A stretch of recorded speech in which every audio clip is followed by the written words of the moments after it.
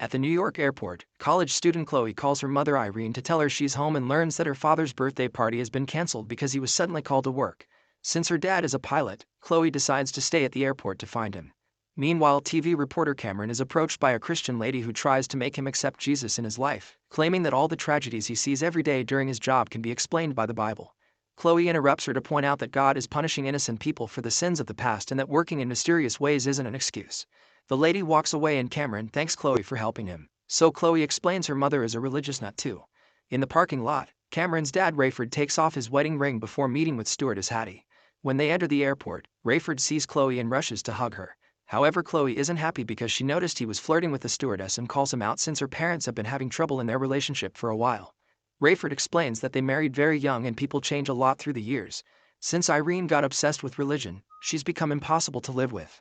Noticing that her father is not wearing his ring, Chloe guesses that he took today's job to be with Hattie. Rayford ignores the remark and gives her his car keys before leaving. Afterward, Chloe agrees to have coffee with Cameron and they discuss how crazy people are for thanking God for tragedies. Their conversation is interrupted when an employee brings her 2 tickets for U2 in London so she can give them to her dad, which took him 2 weeks to find. This proves he's planned today's trip in advance and it wasn't a sudden call. A frustrated Chloe gives the tickets to Cameron and asks him to do the delivery instead. While Cameron and Rayford get on the plane, Chloe goes to her dad's car and finds his wedding ring. She goes home and after greeting her brother Ramy, she sits to chat with her mother. At first the talk is friendly, but when Chloe brings up the incident at the airport, things get tense. Irene starts preaching and Chloe gets angry, so she walks off. Needing a distraction, Chloe ends up going to the mall with Ramy. The boy is worried about their parents, but Chloe assures him things will be fine and they hug. Suddenly there's a flash of light and Chloe finds herself hugging Ramy's clothes because he's gone. All around her, people find their loved ones missing. As people panic all over the place, a car that lost its driver crashes right into the mall. Chloe takes a look inside and finds a dead person in the passenger seat. Soon people start to use the chance to loot shops and the bags of the missing people. Outside, a huge traffic jam has blocked the streets. On Rayford's flight, some passengers try to make friendly conversation but others don't want to be bothered. Once the plane is flying smoothly, Rayford sneaks out of the cockpit to secretly meet Hattie and show her the tickets Cameron gave him. Suddenly the plane starts shaking and people discover that a bunch of passengers have disappeared. People start to panic as the plane loses altitude, so Rayford rushes back to the cockpit to discover his co-pilot is gone. He immediately takes over the controls to stabilize the plane. Cameron begins recording everything as people lose their minds and begin pounding on the cockpit door, demanding to see the captain. Hattie fails to calm them down and Cameron tries to help her to no avail. Seeing this on the cameras, Rayford turns up the pressure in the cabin and the oxygen masks drop down. The passengers have trouble breathing, so they have no choice but to return to their seats and use the masks. Then Rayford tries using the radio to call for help but nobody answers, and his phone isn't working. Once everyone's calmed down, Rayford returns the pressure to normal and goes to talk to the passengers, using his authoritative voice to make them stay in their seats. He reminds them that panic is their worst enemy right now, so they must stay composed until they get more information. Afterward, Hattie realizes that her fellow stewardess is also gone and runs to the cockpit to ask Rayford for comfort since she's having a breakdown.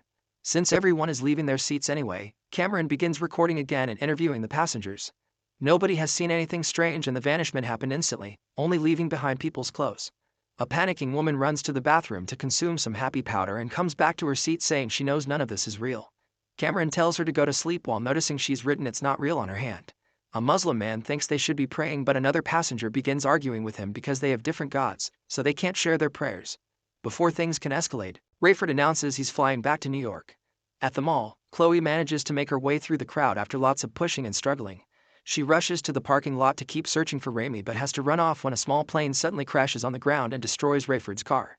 Chloe has no choice but to start walking, and when 2 bikers pass by they steal her brother's bag. At that moment a crash happens on the bridge and a school bus falls off, landing on the river. Chloe runs to help the passengers only to discover the bus is empty. Soon she reaches town and tries calling her house, but nobody answers. Cars are crashing all over the place and an ambulance comes to pick up the injured people. Chloe runs to it thinking Ramy may be one of the victims and the police have to push her back. As Chloe continues to walk through town, the glass doors of a jewelry store suddenly blow up and a dead robber is thrown out. The store employee comes out with a gun and points it at Chloe until she runs away. Soon she makes it to the hospital, where she notices a sign that says the end is here. On TV, she watches the news and learns people have disappeared all over the country, so chaos is spreading fast. The hospital is crowded with desperate people looking for their loved ones and Chloe can't even get near the entrance. She decides to go around the back and breaks a glass door to sneak in.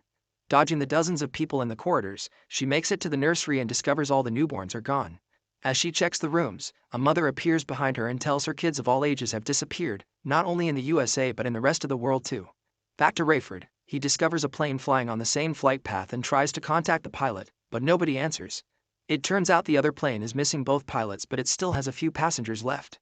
Hattie rushes to tell her passengers to put on their seatbelts while Rayford starts moving his plane, managing to tilt it just enough. The crash is successfully avoided, but the wing of Rayford's plane still hits the other plane on its way out. Cameron looks out the window and notices the other plane going down in flames. One of the passengers uses the distraction to check the bag of the Muslim man, thinking he may find the bomb that caused this, but it's just an electric toothbrush. Another man points out that humanity doesn't have the technology to pull this off and thinks the missing people were abducted by aliens. Minutes later, the passengers call Hattie to show her there's something strange on the wing. Hattie makes Cameron take a picture and take it to Rayford, who concludes the wing is barely holding on and it'll be hard to land the plane. The autopilot isn't working and Rayford can't leave the cockpit, so he sends Cameron to check if anything is spilling from the wing. Cameron does so and confirms the plane is losing fuel. Another passenger notices this and starts to panic while a woman freaks out, saying she wants to go back to the place where her child disappeared. Suddenly the wing catches on fire and the plane starts shaking, so people begin freaking out even more. Hattie and Cameron remind everyone it's important to stay calm to avoid making the situation worse. Then Cameron updates Rayford, who explains he can't do anything but try to make it to New York before they run out of fuel. Eventually the fire goes out on its own, and because of the amount of fuel they lost, they'll have to start going down earlier than expected. When Chloe makes it back to her neighborhood, she finds lots of people grieving for their lost loved ones. Chloe hurries to her house and is devastated to find it empty. Her mother's jewelry is in the shower and the phone has a voicemail that is only static. When Chloe finds Irene's Bible, she angrily throws it out the window. Then she goes to see the local pastor, who tells her this is the rapture and people who disappeared went to heaven. He's here because even if he spent all those years preaching, he never truly believed the words. God took all the kids and the believers to protect them from the dark times that will come soon. This only makes Chloe angrier and she screams at the pastor before leaving. On the plane, Rayford checks his co-pilot's things and finds a watch that says John 3:16, which is a Bible passage that claims people who believe in God will have eternal life. Hattie brings the other stewardess things too and they find a notebook with notes from Bible study. Rayford concludes that this is the rapture and tells Hattie that his wife knew all along. Hattie finds it ridiculous and storms off. In the cabin, a woman snaps and reveals she has a gun, asking the others to tell her the truth because she thinks they were sent by her husband to take her daughter. As Cameron tries to calm her down, the addict passenger shares that she went to a religious school and this incident matches the description of the rapture, so she thinks the missing people went to heaven. The mother says she can't live without her daughter and considers self-deleting, so Cameron shares some stories about his relationship with his mom until he changes the woman's mind and takes the gun away. Moments later, Rayford finally gets a response on the radio and learns the disappearing people happen around the whole world. The airport is full of crashed planes and it's impossible to land, so Rayford will have to go inland. Before Rayford can argue against these orders, the radio stops working again. Since Cameron has a satellite phone because he's a reporter, Rayford asks him to call Chloe, but Cameron says he's been trying all day to no avail. While showing him the sad note Chloe left on the ticket's envelope, Rayford explains he wants to apologize to his daughter and admits it was never his wife's fault that their relationship failed, it was his for walking away every time Irene talked about God. Meanwhile, a depressed Chloe climbs to the top of a bridge. After staring at the view for a few seconds, she apologizes to her mother for how she treated her earlier. When she's about to jump, Cameron's call finally reaches her phone and she gets to talk to Rayford. They tell each other I love you and agree Irene was right. Rayford explains he isn't sure if he'll find space to land the plane, but before he can say more, the phone loses signal and the call ends. Learning that her dad is alive is enough for Chloe to come down and run back to town, where she takes an abandoned bike to move faster. At the same time, Rayford tells the passengers about their low odds of surviving and asks them to start praying. While the plane starts going down, Chloe makes it to a construction site and gets on a truck to start clearing the area by pushing all the objects away. She tries calling Cameron and luckily the signal comes back, so she gets to tell her dad that she's found a place for him to land. The plane's guidance system isn't working, so Cameron asks Chloe to open the compass app and give them the coordinates of her location before the call abruptly ends again. Cameron then puts the coordinates on his phone's map, which Rayford uses as a guide to fly the plane in the right direction. However, it's still too dark for him to find the exact spot. To make matters worse, the plane finally is running out of fuel. At that moment, Chloe manages to connect their phones again and Rayford asks her for a big light since the truck isn't enough. There are some gas tanks nearby, so Chloe covers them with fuel and throws a lighter, creating a huge explosion. The flames are seen by Rayford and he starts descending in that direction.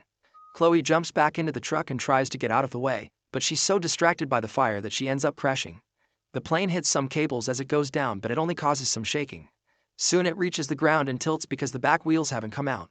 The tail and a wing are dragged through the ground, But Rayford manages to make the plane stand correctly and the wing goes up to avoid Chloe in the truck just in time.